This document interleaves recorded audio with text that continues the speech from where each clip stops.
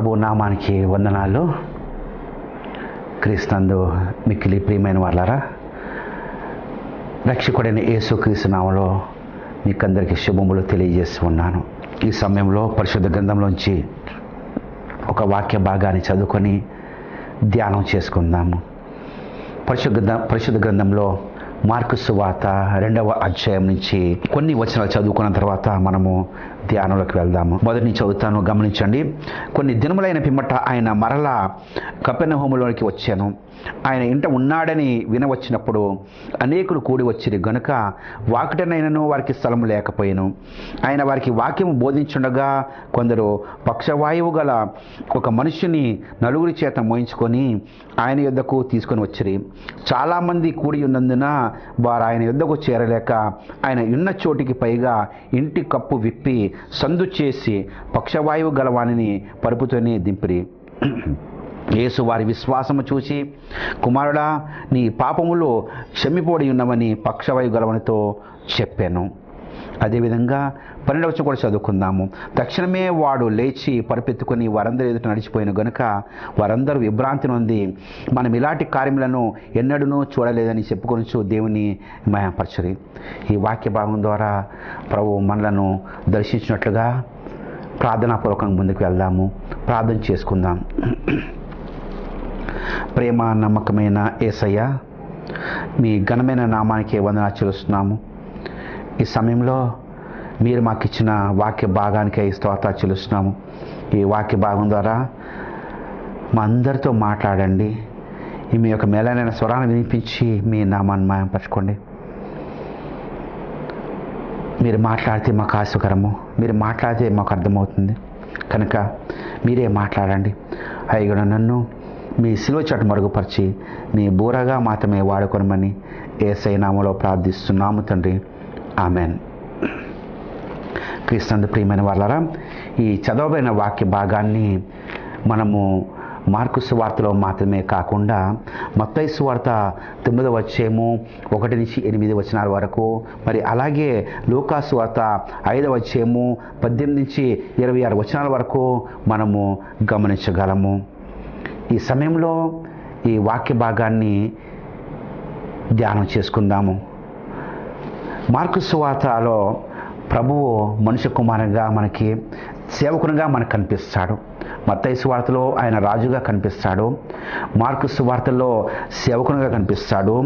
లూకా సువార్తలో మనుష్య కుమారునిగా కనిపిస్తాడు. యోహాను సువార్తలో దేవుని కుమారుగా మనం గమనించగలము. మరి మార్కు సువార్తలో యేసు ప్రభు సేవకునిగా తను తాను బయలుపరుచుకున్నాడు.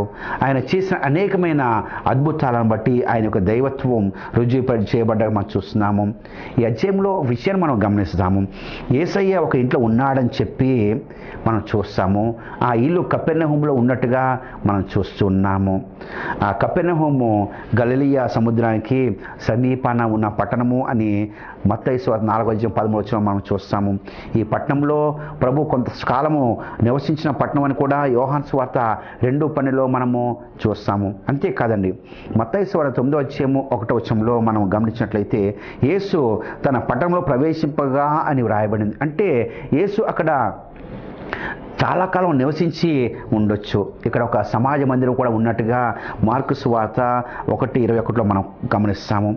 ఈ పట్టణంలో యేసయ్య చాలా విస్తారమైన అద్భుతాలు చేసినట్టుగా మత్తయి సువార్తలో మనము చూస్తాము. కపెర్నహూముకి ఇంకొక ప్రత్యేకత ఏంటంటే పేతురు నివసించే స్థలంగా కూడా మనం చూస్తాము. ఈ పట్టణంలో యేసయ్య అంతకుముందు ఒక శతాధిపతి దాసుని పక్షవాయువు గల రోగం నుంచి స్వస్థపరచడుగా మరి వాక్య భాగంలో మనము గమనిస్తాము. ప్రస్తుతము యేసయ్య తన శిష్యులతో కలిసి పేతురు ఇంటికి వచ్చాడు. కపెర్నహూములో యేసు ప్రవేశించిన ఇంటినే బైబిల్ పండితులు పేతురు ఇల్లు అని చెప్పి కూడా అంటూ ఉంటారు. యేసయ్య ఉన్న ఇంటిలో ఎలాంటి మరి తలంపులు అక్కడ వ్యక్తులు కలిగి ఉన్నారో మనము గమనించినట్లయితే చాలా ఆశ్చర్యకరంగా ఉంటుంది. నా ధ్యానంలో మీకు తెలిపే ప్రాముఖ్యమైన విషయం ఏంటంటే యేసయ్య ఉన్న ఈ ఇంటిని అలాగే మీ ఇంటిని కూడా ఒకసారి పోల్చుకోవాలని చెప్పి నేను ఈ ధ్యానాన్ని మీకు తెలియజేస్తూ ఉన్నాను. ఆ రోజు యేసయ్య ఉన్న ఇంటిని గురించి విషయం అనేకలు తెలిసిపోయింది. మరి ఈనాడు నీ హృదయము అనే ఇంటిలో యేసయ్య ఉన్నాడు అని చెప్పి ఎవరైనా గమనించగలుగుతున్నారా? యేసయ్య ఆ రోజు ఆ కపెర్నహూములో ఉన్న ఇంటిలో ఉన్నాడని చెప్పి అనేకులకు తెలిసిపోయింది. ఎవరు దాయలేకపోయారు ఆ విషయాన్ని. అనేకులు ఆ ఇంటికి వచ్చినట్టుగా మనం చూస్తున్నాము. ఈరోజు నీవు నివసించే గృహంలో ప్రభుకి స్థానం ఉందా? ఆయనకి స్థానం ఉంటే ఒక అనుభవం కలిగి ఉంటారు. ఏంటో తెలుసా? 118 కీర్తన 15వ వచనంలో ఇలా ఉంటుంది, నీతిమంతుని గుడారములలో రక్షణ గూర్చిన ఉత్సాహనాదం వినబడును అని బైబిల్ చెప్తుంది. అంటే ఒక విశ్వాసి నివసిస్తున్న స్థలంలో ప్రభుకి స్థానం ఉందనుకోండి, ఒక విశ్వాసి జీవిస్తున్న గుడారంలో లేక ఇంటిలో ప్రభుకి ప్రాధాన్యత ఉందనుకోండి, ప్రభువును వారు కలిగి ఉన్నారనుకోండి, ప్రభువును హృదయాలలో వారు చేర్చుకున్నారనుకోండి, వారి నోట్లోంచి ఎల్లప్పుడు కూడా ప్రభు ఇచ్చిన రక్షణ గురించిన సునాదాలే వినిపిస్తూ ఉంటాయి. ప్రభు గురించే మాటలు వినిపిస్తూ ఉంటాయి. ఈ అనుభవం నువ్వు కలిగి ఉన్నావా? ఈ అనుభవంలో నువ్వు కొనసాగుతున్నావా? దానికి బదులు ఈ రోజుల్లో ఏం చూస్తామో తెలుసా?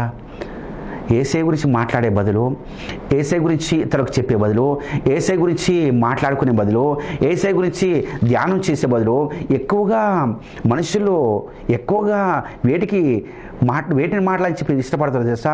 వేటి గురించి మాట్లాడుకోవాలని చెప్పి మరి ఆశిస్తారో తెలుసా? నీ ఇంట్లో ఉన్న వస్తువులు కావచ్చు, నీ ఇంట్లో ఉన్న అనేకమైన మరి ఇతర విషయాలు కావచ్చు, వాటి గురించే గొప్పలు చెప్పుకుంటూ, వాటి గురించే మరి ఊరంతా చాటింపు వేయించుకుంటూ ఉన్నావేమో. నిజంగా వాక్యం వింటున్నా నీకు కూడా అలాంటి ఆశ ఉంది కదా? నీ గురించి చెప్పుకోవాలి, నీ గురించి ఇతరులకు తెలియాలి, నీ గురించి గొప్పలు ఇతరులకు వినిపించాలని చెప్పి అనుకుంటున్నావేమో. కానీ యేసయ్య ఉంటే ఆయన గురించే నువ్వు మాట్లాడతావు. ఆ రోజు కపెర్నహూములో యేసయ్య ఉన్నాడు అనే విషయాన్ని ఎవరు దాయలేకపోయారు. ఈరోజు హృదయము అని నీ ఇంట్లో యేసయ్య ఉంటే నీవు కూడా అలాంటి అనుభవాన్ని కలిగి ఉంటావు. నీ హృదయంలో యేసయ్య ఉంటే నీవు కూడా ఇతరులకు యేసయ్య గురించే మాట్లాడుతూ ఉంటావు.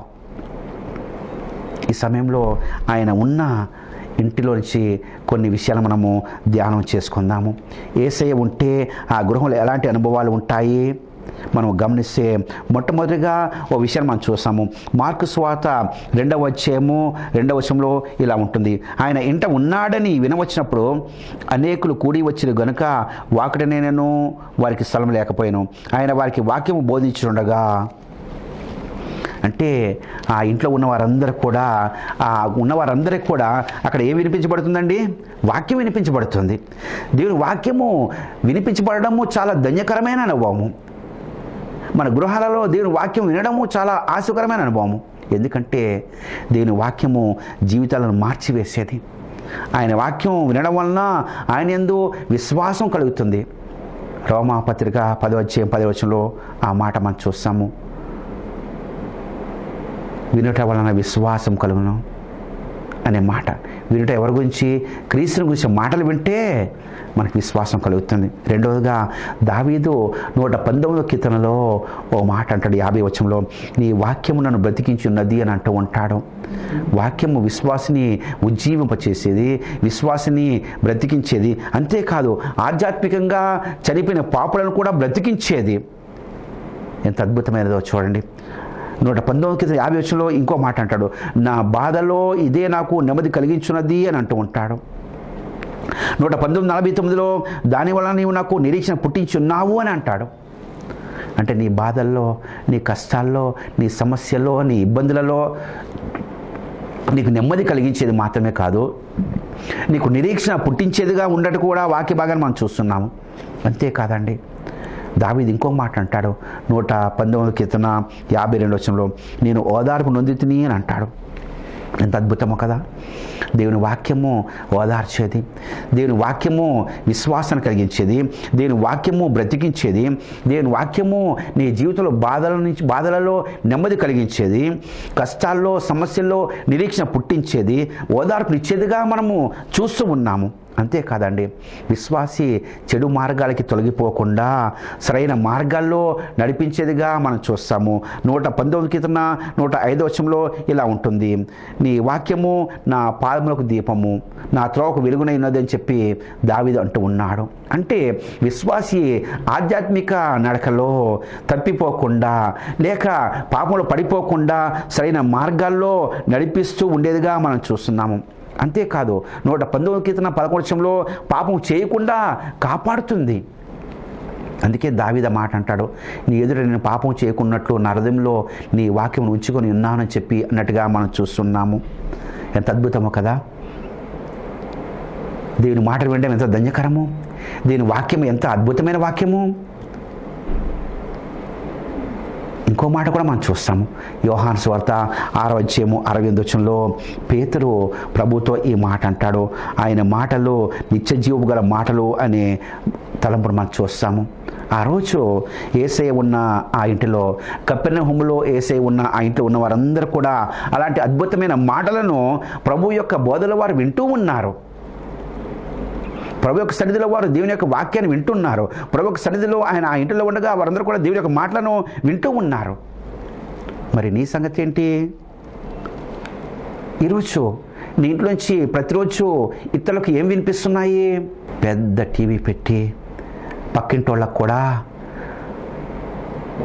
సౌండ్ వినిపించేవారుగా ఉంటున్నారు. పనికిరాని మాటలు, లేక దేవునికి అయిష్టమైన మాటలు, ప్రతిరోజు పోట్లాట్లు, ప్రతిరోజు అరుపులు, అనరాని మాటలు, ఇవన్నీ కూడా అనుదిన జీవితంలో అలవాటైపోయాయి కదా. ఈ రోజులో ఇంకో కొత్త రోగం మనం చూస్తూ ఉన్నాము. అదేంటో తెలుసా? మందులేని రోగము. ఇంట్లో అందరికీ పట్టుకుంది. అది పట్టుకోవడం కాదండి, దాన్నే ఇంట్లో వారందరూ కూడా పట్టుకున్నట్టుగా మనము చూస్తాము. అదే సెల్ ఫోన్. అసలు మాటలే కుటుంబాలు తగ్గిపోయాయి. ఒకవేళ మాటలు కలిస్తే పోట్లాట్లు. ఎంత విచారమో కదా. దీనికి అంతటి కారణము నీ ఇంట్లో ప్రభుకి స్థానం లేదని చెప్పే విషయాన్ని గుర్తిరిగావా? దీనికి అంతటి కారణము నీ ఇంట్లో ప్రభు వాక్యానికి స్థానము లేదని చెప్పే సంగతి నువ్వు అర్థం చేసుకున్నావా? అందుకే నీ ఇంట్లో నెమ్మది లేదు, అందుకే నీ ఇంట్లో సంతోషం లేదు, అందుకే నీ ఇంట్లో సమృద్ధి లేదు. పోనీ ఏదన్నా ఏ బాధ లేదు అంటే అదంతా పైకే ఉంటుంది చాలామంది జీవితంలో. కారణము నీ ఇంట్లో నిజ దేవుని వాక్యానికి స్థానం లేదు. ఆనాడు కపెర్నహూములో ఉన్న ఆ ఇంటి వారందరూ కూడా ఆయన మాటలు విన్నారు. ఆయన బోధిస్తూ ఉంటే వారు వింటూ ఉన్నారు. ఆయన మాట్లాడుతూ ఉంటే యేసయ్య వారు వింటూ ఉన్నారు. ఈరోజు నీ ఇంట్లో కూడా అలాంటి అనుభవాన్ని కలిగి ఉండాలని చెప్పి ప్రభు ఈ విషయాన్ని తెలియజేస్తూ ఉన్నాడు. నీ ఇంట్లో పనికిరాని విషయాలను పక్కన పెట్టి, నీ ఇంట్లో అవసరమైన విషయాలను పక్కన పెట్టి, నీ ఇంట్లో ఇతరుల జీవితాలను పాడు చేసే విషయాలను పక్కన పెట్టి దేవుని వాక్యానికి స్థానం ఇచ్చే విశ్వాసిగా ఉంటే ఎంత బాగుంటుంది. దీని వాక్యాన్ని వినిపించే సాధనంగా ఉండాలి నువ్వు. నీ కుటుంబంలో నీ ఇంట్లో ఉన్నవారు దీని వాక్యాన్ని వినేవారుగా నువ్వు నడిపించాలి. దేవుని వాక్యాన్ని వినడానికి ఇష్టపడాలి. దేవుని వాక్యం ధ్యానం చేయడానికి ఇష్టపడాలి. దేవుని వాక్యం చదవడానికి ఇష్టపడాలి. ఆ రోజు ఆ కపెర్నహూము ఇంట్లో ఉన్న వారందరూ కూడా ఆయన బోధ వింటూ ఉన్నారు. రెండవదిగా ఇంకో విషయం కూడా మనం చూస్తాము. మార్కు సువార్త 2:3 ఇలా ఉంటుంది. కొందరు పక్షవాయువు గల ఒక మనిషిని 9 చేత మోయించుకొని ఆయన యొద్దకు తీసుకొని వచ్చేది. ఈ విషయం మనకి ఏమని తెలియజేస్తుందంటే, మొట్టమొదటిగా ఆ ఇంట్లో ఉన్న వారందరూ కూడా ప్రభు యొక్క బోధ వినడానికి వారు ఇష్టపడ్డారు. ఆ ఇంటిలో ప్రభు మాటలు వినేవారు ఉన్నారు అని చెప్పి మనకి తెలియజేస్తుంది. రెండవదిగా ఇంట్లో ఉన్న వాళ్ళ సమస్యలను ఎక్కడికి తీసుకొచ్చారో తెలుసా? యేసయ్య దగ్గరికి తీసుకొచ్చిగా మనం చూస్తున్నాము. ఆ రోజు జనమంతా కూడా వారి సమస్యలన్నీ కూడా యేసయ్యకి తెచ్చారంట. చాలామంది వచ్చారు. వారికి ఉన్న సమస్యలన్నీ కూడా ప్రభువుకే అప్పగించారు. మార్కు సువార్త 1:32 ఈ విషయాన్ని మనం చూస్తాము. సాయంకాలము ప్రొద్దుగుంకినప్పుడు జనులు సకల రోగులను, దయ్యములు పట్టిన వారిని ఆయన యొద్దకు తీసుకుని వచ్చిరి అనే మాట మనం చూస్తున్నాము. అంటే ఆ రోజు ప్రభు ఆ ఇంట ఉన్నాడని చెప్పి తెలుసుకున్న వారందరూ కూడా వచ్చి ముందుగా ఆయన బోధ, ఆయన మాటలు, ఆయన వాక్యం విన్నారు. ఆ ఇల్లు దేవుని వాక్యం వినిపించే ఇల్లుగా ఉంది. రెండవదిగా ఇంకేం చేస్తున్నారు? సమస్యలు ఉన్న వారందరూ కూడా ఆ సమస్యలు ఎక్కడ తీసుకొచ్చారు? ప్రభువు దగ్గరికి తీసుకొచ్చారు. ఈ సందర్భంలో 9 వ్యక్తులు ఒక వ్యక్తికి ఉన్న సమస్యను ప్రభు దగ్గర తీసుకొచ్చుగా మనం చూస్తున్నాము. కృష్ణ ప్రియమైన వాళ్ళారా, ఈరోజు నీ సమస్య ఏదైనా కావచ్చు. ముందుగా ఎవరికి తెలియజేస్తున్నావో నీకు తెలుసా? నీ సమస్య ముందుగా ఎవరికి చెప్పుకుంటున్నావో నీకు తెలుసా? ముందుగా నీ సమస్య ఎవరికి మరి తెలియజేయడానికి ఇష్టపడుతున్నావో నీకు తెలుసా? లేఖనాల్లో చాలామంది విశ్వాసాలు మనం చూస్తాము. లేఖనాలు అనేక మంది విశ్వాసులు వారి సమస్యలు ఏవైనా కావచ్చు ప్రభు సన్నిధికి తెచ్చినగా మనం చూస్తున్నాము. పరిశుద్ధ గ్రంథంలో అనేక మంది దేవుని బిడ్డలు మనం చూస్తాము. వారిలో చాలామంది ఒక మంచి మాదిరికరమైన అనుభవాలను మనకి విడిచిపెట్టారు. వారి జీవితాలలో చాలా మాదిరికరమైన తలంపులను మనకి తెలియజేయడానికి ప్రభు పరిశుద్ధాత్మ వారి గురించి కూడా రాయించాడు. వారిలో ఒక వ్యక్తిని మనం చూస్తాము, మోషే అనే వ్యక్తిని మనం చూస్తాము. దేవుడు పిలిచి ఇశ్రాయేలు జనాంగాన్ని కనానుకు నడిపించే నాయకునిగా ఏర్పాటు చేసుకున్నాడు దేవుడు. ఆ మోషే జీవితంలో ఒక మంచి అలవాటు ఉంది. మోషే జీవితంలో ఒక మంచి అనుభవాన్ని మనం చూస్తాము. సమస్య రాగానే సమస్య కోసము ప్రభు పాదాల చెంత సాగిలపడే అనుభవాన్ని మనం చూస్తాము. ఒకసారి ఇశ్రాయేలు ప్రయాణమే వెళ్తున్నారు. తాగడానికి నీళ్ళు లేవు. తీరా కనిపిస్తేనేమో ఆ నీళ్లు చేదుగా ఉన్నాయి. ఆ సమయంలో వారు మాకు తాగడానికి నీళ్లు లేవని చెప్పి జరిగినప్పుడు ఈ మోషే ఓ పని చేస్తాడు. 15వ అధ్యాయం నిర్గమకాండము 24లో మనం చూస్తాము. దేవునికి మొరపెట్టాడు అనే విషయాన్ని మనం గమనిస్తాము. చూడండి, మోషేకున్న మంచి అలవాటు.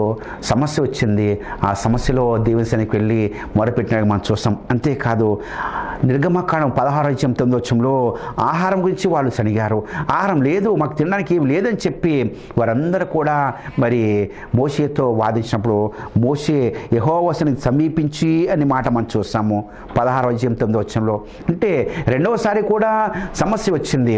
సమస్య రాగానే మోషే ఎక్కడికి వెళ్ళాడు? దేవుని సన్నిధికి వెళ్ళాడు. దేవుని సన్నిధికి సమీపించడగా మనం చూస్తున్నాము. ఇంకో విషయం కూడా మనం చూస్తాము. నిర్గమకాండం 17:4 ఇలా ఉంటుంది. ప్రజలు తాగడానికి నీళ్లు లేనప్పుడు మోషే మీద సనిగారు, దేవుని మీద సనిగారు. అయితే మోషే ఆ సమయంలో యెహోవాకు మొరపెట్టచ్చు అనే మాట 17:4 మనం గమనిస్తాము. ఇలా అనేక మనం లేఖనాలు మనం చూస్తాము. యెహోషువ ఓటమి పాలైనప్పుడు ఈ ఓటమి ఎందుకు వచ్చింది అని చెప్పి తన ప్రజలందరినీ పిలిచి అక్కడ అడగలేదు, సైనికులందరినీ పిలిచి అడగలేదు. కానీ మందసం దగ్గరికి వచ్చి తను తగ్గించుకొని ఆ సమస్య గురించి దేవుని సన్నిధిలో గోజాడినట్టుగా మనం చూస్తాము.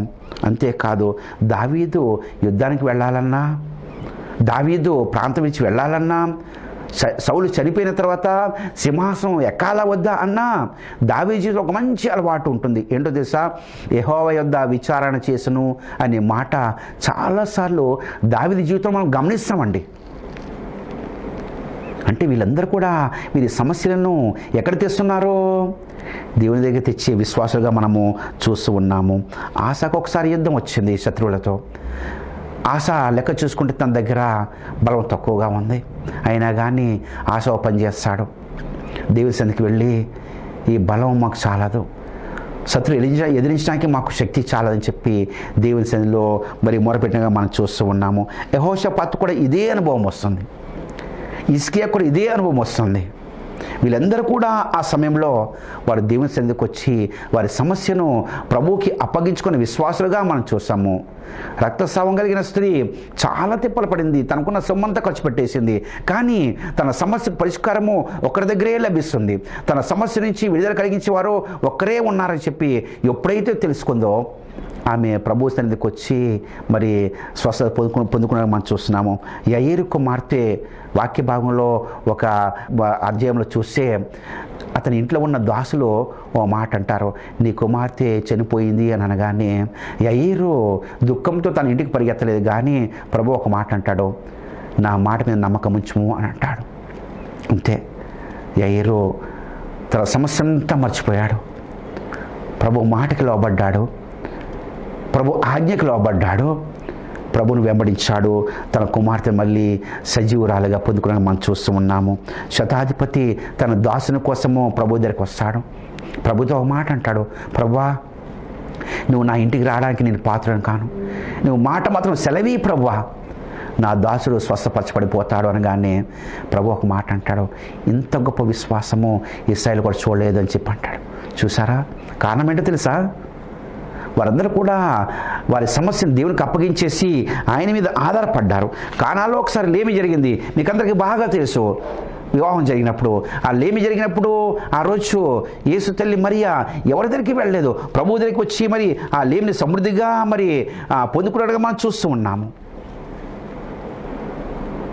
క్రీస్తు ప్రియమైన వాళ్ళారా, ఈరోజు పరీక్షించుకుందాము, ఈరోజు పరిశీలించుకుందాము. నీ జీవితం ఇలాంటి అనుభవాలు కలిగి ఉండాలని చెప్పి ప్రభు ఈ వాక్య భాగం ద్వారా నిన్ను దర్శించాడు. నీ ఇంట్లో దేనికి ప్రాధాన్యత ఉంది? దేవుని వాక్యానిక, నీకు సంబంధించిన విషయాల? నీ గొప్పలే ఉన్నాయా? నీ వస్తువుల గురించో, నీ ఆధిక్యతల గురించో, నీ ఉద్యోగాల గురించో, నీ డబ్బు గురించో, వాటి గురించి ఎల్లప్పుడూ చాటింపు వేసుకుంటున్నావా? లేక ప్రభు వాక్యం విని వాక్యాన్ని ఇతరులు వినేటట్టుగా నీ జీవితం ఉందా? రెండవగా, సమస్య రాగానే ప్రభు సరికి చేరుకునే విశ్వాసివా? మూడవగా, ఆయన సరికి వచ్చినప్పుడు నీ పూర్ణ హృదయంతో, పూర్ణ విశ్వాసంతో ఆయన సరికి చేరగలుగుతున్నావా? నాలుగవదిగా, క్షమాపణ జీవితము, దేవుని మహిమపరిచే జీవితం నీలో ఉందా? లేకపోతే ఈరోజు ఇంటిని గమనిస్తున్నాడు, నీ ఇంటిని గమనిస్తున్నాడు, నీ జీవితాన్ని గమనిస్తున్నాడు, నీ నడతను గమనిస్తున్నాడు, నీ ప్రవర్తన గమనిస్తున్నాడు, నీ హృదయాంతరంగాన్ని ఎరిగినవాడు. హృదయము అనే నీ ఇంటిలో ప్రభుకు స్థానం ఉంటే, హృదయము అనే నీ ఇంటిలో ప్రభుకు ప్రాధాన్యత ఉంటే, తప్పకుండా ఆ రోజు కపెర్నహూములో ఉన్న ఇంటి వారు కలిగిన అనుభవాలన్నీ కూడా నీవు కూడా కలిగి ఉంటావు. అప్పుడే ధన్యకరంగా ఉంటుంది, అప్పుడే ఆశకరంగా ఉంటుంది, అప్పుడే దేవునికి మహిమకరంగా ఉంటుంది, అప్పుడే నీ కుటుంబం సమృద్ధికరంగా ఉంటుంది, అప్పుడే నీ కుటుంబం సమాధానకరంగా ఉంటుంది. కృష్ణ ప్రియమైన వాళ్ళారా, ఈరోజు ఈ వాక్య భాగాన్ని నీ జీవితానికి అన్వయించుకోవాలని చెప్పి ప్రభు ఆశిస్తూ ఉన్నాడు. ఈ వాక్య భాగం ద్వారా నీ జీవితంలో మరొకసారి తీర్మానం తీసుకోవాలని చెప్పి ప్రభు నీతో మాట్లాడుతున్నాడు. ఈ వాక్య భాగం ద్వారా మళ్ళీ ఇంకొకసారి నీ జీవితం ప్రభు సమర్పించుకోవాలని చెప్పి ప్రభు కోరుకుంటూ ఉన్నాడు. మరి నీ తీర్మానం ఏంటి? నీకోసం ప్రాణం పెట్టిన యేసయ్య గురించి, నీకోసం మరణాన్ని జయించేసిన యేసయ్య నీకు సమీపంగా ఉన్నాడు. ఆయన వాక్యం వినాలని చెప్పి ఆశ నీలో ఉందా? వాక్యం వినిపించే విశ్వాసిగా ఉన్నావా? నీ కుటుంబం అంతా కూడా, ఇంటి వారందరూ కూడా ప్రభు గమనిస్తే ఎలాంటి జీవితాలు కలిగి ఉన్నారు? ఒక క్షణమైన ప్రభుకు ప్రార్థించే జీవితాలు మీలో ఉన్నాయా? ఒకవేళ అలా లేకపోతే చాలా విచారకరమైన పరిస్థితిలో ఉన్నావు, నువ్వు నష్టంలో ఉన్నావు, నువ్వు అపాయంలో ఉన్నావని చెప్పి అర్థం చేసుకో. నీ ఇంట ప్రభు గణపరిచే జీవితాన్ని నువ్వు జీవించాలి. నీ ఇంట ప్రభు వాక్యం వినిపించే అనుభవాలు నీలో ఉండాలి. నీ ఇంట నీ సమస్యలను ప్రభు పాదాల చెంతకు సమర్పించుకునే అనుభవాలు నీకు ఉండాలి. నీ ఇంట నువ్వు విశ్వాసిగా జీవించే అనుభవం నీకు ఉండాలి. నీ ఇంట క్షమాపణ కలిగి ఉండాలి. నీ ఇంట దేవుని మహిమపరిచే జీవితం నీకు కలిగి ఉండాలి. అప్పుడే దేవునికి సంతోషము, దేవునికి మహిమ, నీకు ఆశకరము. ఇలాంటి అనుభవాలను దయచేయాలని చెప్పి తీర్మానం తీసుకుంటావా? ఇలాంటి అనుభవాలలో ప్రభు నడిపించాలని చెప్పి సమర్పించుకుంటావా? దేవుని యొక్క తీర్మానం కోసం ఎదురు చూస్తూ ఉన్నాడు. తీర్మానం తీసుకొని ముగించేసుకుందాము. దయచేసి తలలు వంచండి, ప్రార్థన చేసుకుందాం. ప్రేమ నమ్మకమైన మా పరమ తండ్రి, ఘనమైన దేవ, మమ్మల్ని అందరినీ సిలువలో రక్తం చిందించి ప్రాణం పెట్టినగా ప్రేమించిన యేసయ్య మీకే వందనాలు. ప్రభువా, మరి ఒకసారి మార్కు సువార్త 2వ అధ్యాయంలో ఉన్న వాక్య భాగం ద్వారా మాతో మాట్లాడినారు. అలనాడు మీరు కపెర్నహూములో ఒక ఇంట ఉన్నారని చెప్పి, ఆ ఇంటిలో ఉన్నవారు ఎలాంటి అనుభవాలు కలిగి ఉన్నారో మాకు తెలియజేశారు. అవును నాయన, మా హృదయము అనే ఇంటిలో మీరుంటే, మా కుటుంబాలలో, మా జీవితాలలో మీకు ప్రాధాన్యత ఇస్తే మేము కూడా అలాంటి అనుభవాలు కలిగి ఉంటామని చెప్పి తెలియజేసినందుకు మీకు చెల్లిస్తున్నాము తండ్రి. ఈ మాటలన్నీ కూడా మా ప్రియుల హృదయాలలో ఫలింపచేయండి. ఫలింపచేసి మీ నామాన్ని మహిమపరచుకోండి. వారి కుటుంబాలు, వారి జీవితాలు మీకు మహిమకరంలాగున దీవించి మీ నామాన్ని గణపరచుకోమని మీరు మంచి తరుణానికి మీకే వందనా స్తోత్రాలు చెల్లించుకుంటూ యేసుక్రీస్తు అతి పరిశుద్ధ నామములో ప్రార్థిస్తున్నాము తండ్రి. ఆమెన్. దేవుడు మిమ్మల్ని దీవించును గాక. ఆమెన్.